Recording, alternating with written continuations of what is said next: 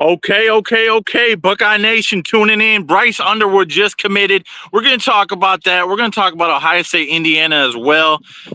Rob, I need to hear your thoughts on Bryce Underwood flipping to Michigan. Mercenary talk is over from Michigan fans. You'll pay one dude $10.5 million to come to a program. One player. Yeah, I don't want to hear from Michigan fans, Go Blowhard fans, if you're whoever's on there about Ohio State paying pretty much a whole roster, their players to come back, players to transfer, $20 million total, but yet you're ready to throw the bag to a high school kid. I get these number one recruit in the nation, but $10 million?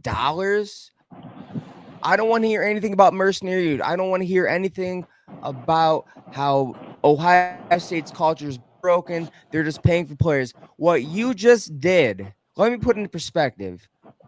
Oregon, Ohio State, Texas, they pay like 15, 20 million a year for NIL. You just paid one player. Again, cool. He's the number one recruiter in the nation. You just paid him $10 million. $10 million. Prediction time. He does what Quinn Ewers did to Ohio State. He goes to LSU after one season in Michigan because Jerome Moore's getting fired in 2025. Let's be honest about it. That's my prediction, my opinion. Yeah, I bet you Jaden Davis transfers, dude. There's no way that Underwood's gonna sit now. I mean, if he does end up sitting 1 year, he'll transfer. He'll transfer, dude. He may have to sit too, but I think Jaden Davis feels hurt right now. He was looked at as the future. They put a lot of work into him, and they just threw the bag at 10. He's hurt. Underwood for $10 million. You gotta understand, though, it is a different class. It's not the same class, so it is a different class. You need one quarterback at least every year, and they didn't have none in Michigan. Well, the way I look at it is, you're throwing $10 million at this quarterback. He's one class ahead, so he's gonna. So it's gonna be a really tight quarterback race. But I bet you Davis is like, wait a minute, why are you paying this dude so much to come into? Are you paying this How much dude do you so think much Davis to come to got? Michigan? Not even near close to that. He probably Nothing got like that. 500,000. He probably got 500,000 tops, right? All right, that's my opinion on Bryce Underwood. He's a bum. He just came out, got knocked out by Detroit Country Day Catholic School in Detroit, Michigan, in the quarterfinals. Not even the semifinals of the state tournament. Detroit Yeah, Catholic you're right. Central, You're right. You're right. DCC. You're right. You're right. My bad. DCC. Any other thoughts before we move on to Indiana, Ohio State? No, man, but hey, you know what? If he stays, ends up working out, it's gonna be sweet to see St. Clair and Bryce and Underwood go at it for 3 years. Yep. Bring it on, boy. Bring it on. All right, Indiana, Ohio State. What's it gonna look like, Rob? You predicted. Don't give away your score yet. I remember the score. I remember my score. We're very different ends on this thing, how we think it's going to play out. Rob, give me your analysis of Indiana's offense right now, and then you can kind of freestyle. So Indiana has been putting up, I think, 46.5 points per game. They have, I think their top, Indiana and Ohio State are ranked closely in the passing game and the rushing game. They're ranked really close. They're both, top 40. Indiana has a higher passing game, not than Ohio State, but then their rushing game. But, there's one thing I saw against Michigan. They went against a competent defense, a defense that had NFL talent. And, it pulls up the second half stat for Indiana offensively, and it was -2 rushing yards. So that just tells me, are they going to be able to move the ball and put up a lot of points against Ohio State, because it really showed when they played again a good Michigan front and a good Michigan Physical. defense. So they went from putting up 46.5 points per game to only what I think the final score was 15, 17 points. 20. 20. Oh yeah, it was 20 to what? 15. 12, 13. 15. Oh yeah, 20 to 15. I got the scores wrong. But You're all right. No worries, bro. Yeah. But here's the thing. Ohio State's red zone defense usually gets it done. I expect them to play close to lights out again. But one thing you got to look at is, Ohio State may have the number one red zone defense of the country, but Indiana has a top 5 red zone offense. Yeah, that's gonna be a great battle, right? Yeah, definitely. What do you think of Curtis Rourke, their quarterback from Ohio University Bobcats, previously? If you would have told me he's from the Ohio Bobcats, I mean, I wouldn't have thought anything about it. He's looking really good. He's nice, right? Yeah, he's nice. I bet you Michigan would want him this year. Yeah. But yeah, he looks really good. He was actually in the quarterback power rankings he's actually in the quarterback power rankings for week 13. He's Wow. He's top 10, so he's right there with Will Howard, Dylan Gabriel, Big Ten representing well. So, but it's that rushing attack that they have to get Ellison going. and Lawton. Yeah, it's that rushing attack that they have to get going. But again, go back to that Michigan game. They got shut down in big time in the second half, -2 rushing yards until that closing drive to run out the clock. And Ohio State, I think they have the number 2 rushing defense in the country. Yep. So yeah. If But Indiana runs on us, I'll be very concerned. I'll just say that. Oh yeah, there'll definitely be something wrong there. I mean, that means like that the discussion would be over on whose defensive line is better. Is it Michigan's or is it Ohio State? The conversation would be over. It's all about scheme as well. Maybe maybe Martindale's scheme is more fit to stop their offense than Jim Knowles' scheme is. So you'll have to look at that as well. I think here's just a weird prediction, okay? I think Caleb Downs or somebody on the Ohio State defense, whether it be Hancock, Matthews, Igbinosin, Burke, I think somebody gets a pick 6, bro. That's what I just think is going to happen. We've gotten 4 goal line stands for the defense in 4 consecutive games, and we've gotten huge turnovers in the red zone, not only on downs but on turnovers, picks, and fumbles and stuff. So I think a pick 6 is coming this week. We're due for one. Let's go Bucks. That's my prediction. Hey, I'll say my score even right now, man. No, I'll save it. Yeah, but speaking of Caleb Downs, Jake Butt referred to him as the boogeyman, and that's correct, because it just seems like he just comes out of nowhere and makes the big play, the big tackle, in the backfield. Just such great football IQ and closing in speed, and such a great open field tackler. I mean, it's literally by the book. So that's kind of crazy. But let me know. Switching things on the other side of the ball, when Ohio State has the ball, Indiana's on defense. How will they shut down Emeka, Carnell, Jeremiah, Henderson, Judkins? How are they going to shut down Will Howard? I mean, they have the number 1 rushing defense in the country. They're top 10 in sacks, team sacks. Yeah, they're good. 31 on the season. I think it's CJ West on the outside edge, number 6. I think that's his name. But they're gonna have to find some holes with it, because if you look at it, Donovan Jackson's actually, I mean, he may be a good run blocker, but I didn't like what I saw sometimes dropping back into at left tackle coverage. Yeah, at left tackle. I didn't like how he, dropped back in pass coverage, and he gets beat off the ball. He does. He does. So, It's a different step back at that position. The step back, I can't display it here, but it's you swing your hips and open your gate and do a left foot open up.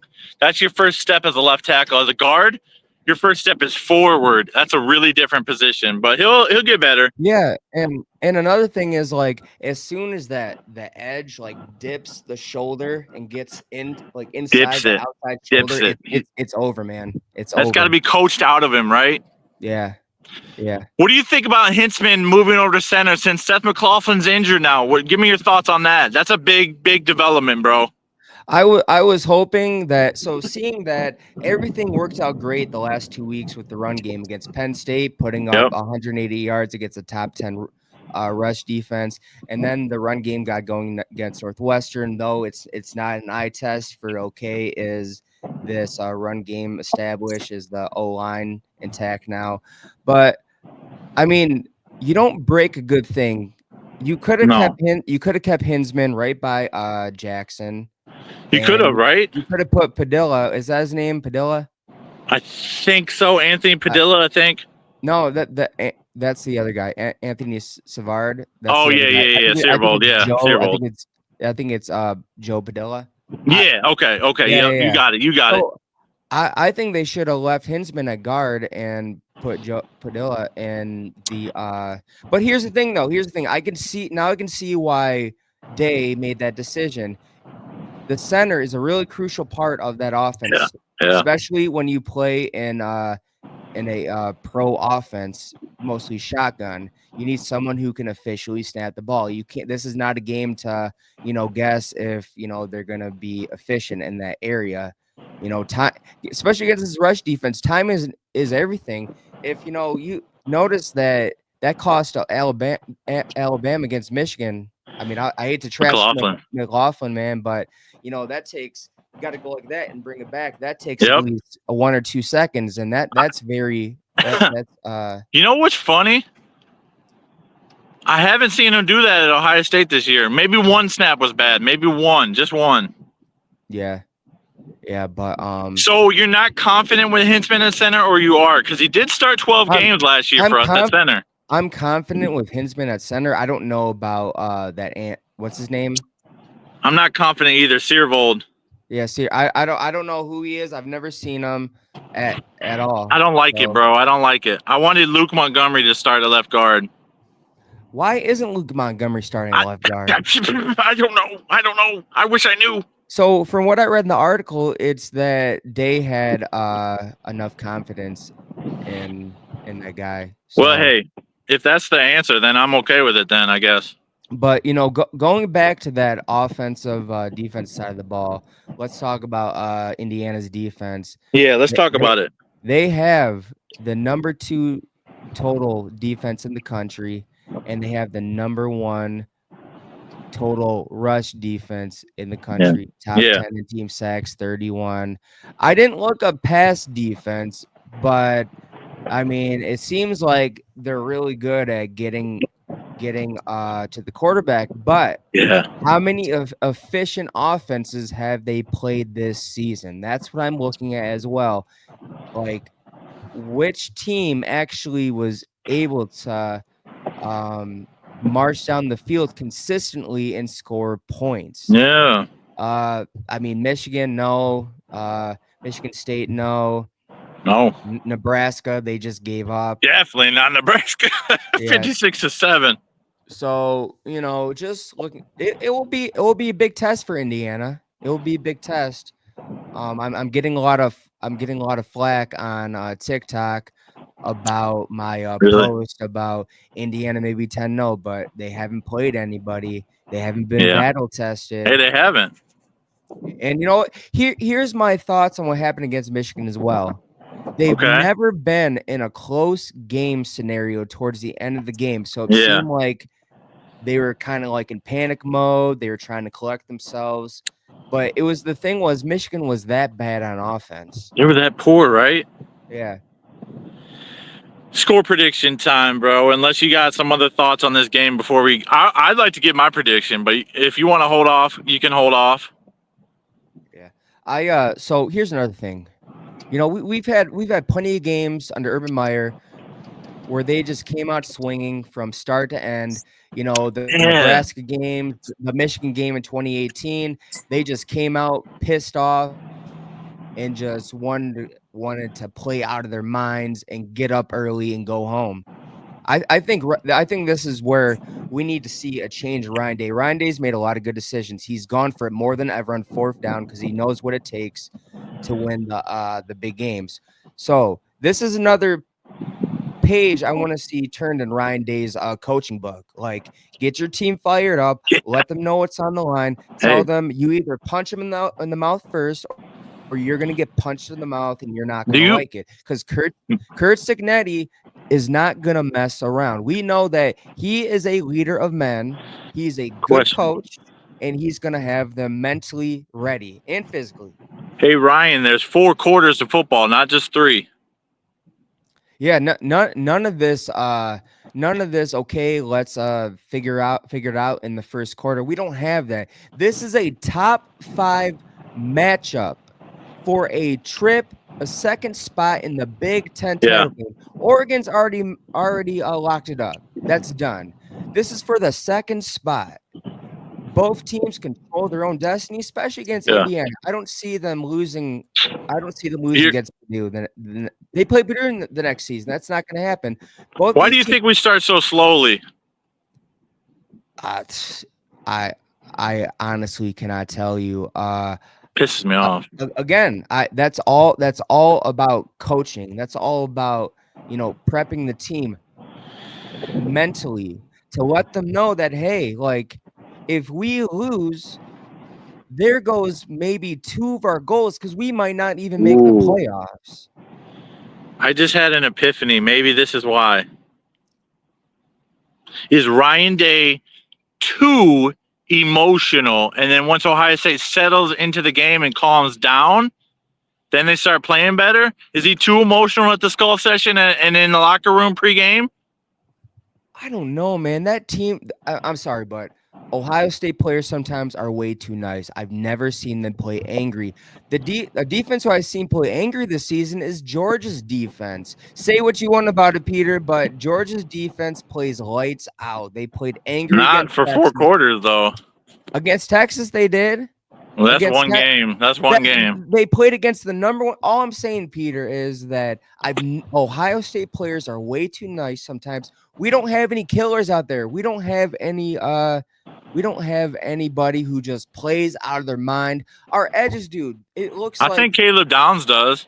I mean, yeah, I was just thinking Caleb Downs, the boogeyman. Everybody else, though, you're right. I agree. It just seems like too nice. Like, they need to come out here and just kick ass from beginning to end. They got to. They have to. My score prediction. Oh, go ahead. My bad.